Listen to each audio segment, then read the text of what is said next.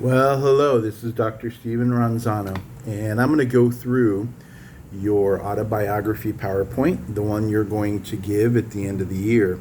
So, what you're going to do from your autobiography, you're going to make slides, and you're going to make 1, 2, 3, 4, 5, 6 slides, and it'll cover the hero's journey.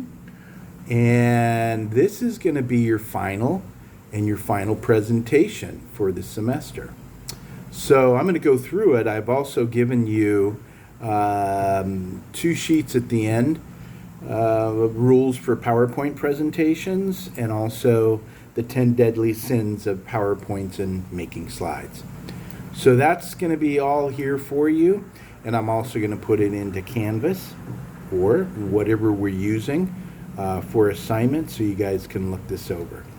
So I'm going to present it just like I would if I was a student at the end of the semester, to present my 5 slides.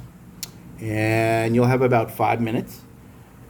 So 3 to 5 minutes for the presentation. So let's see how I do. Okay, here we go. Well, hello. My name is Steven Ronzano, and I'm going to present my autobiography PowerPoint.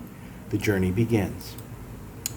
The call to action is the first part of my final, and at 1 year old, I enjoyed my birthday at my grandmother's house at 612 Fresno Street, and this is a picture of it. My life was filled with play, making mud pies, eating dirt, getting extremely dirty, and being, as my grandmother would say, a pestula d'animale, the pesty little animal.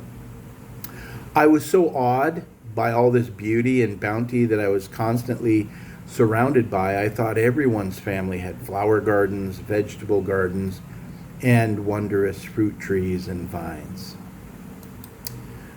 For divine help, the things that I want to let you know are, first of all, education would become a very important part of divine help for me later.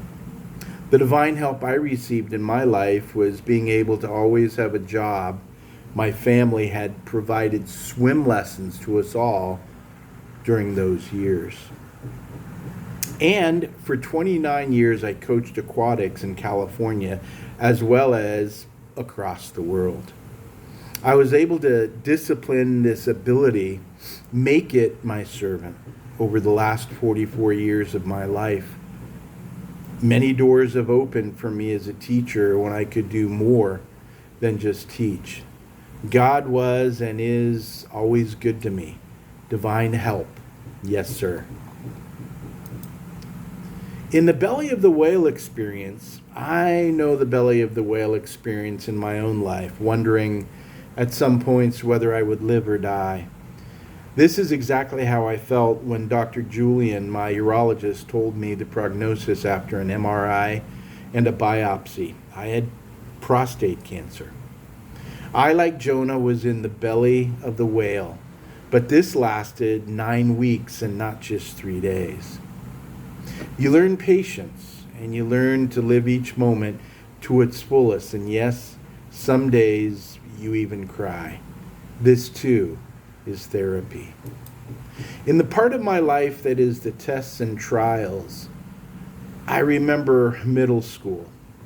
And there have been many trials and tests for me, and some of them have come in the shape of human beings. These are the most frustrating for me. Hector was the trial and test I most hated as a kid in 8th grade.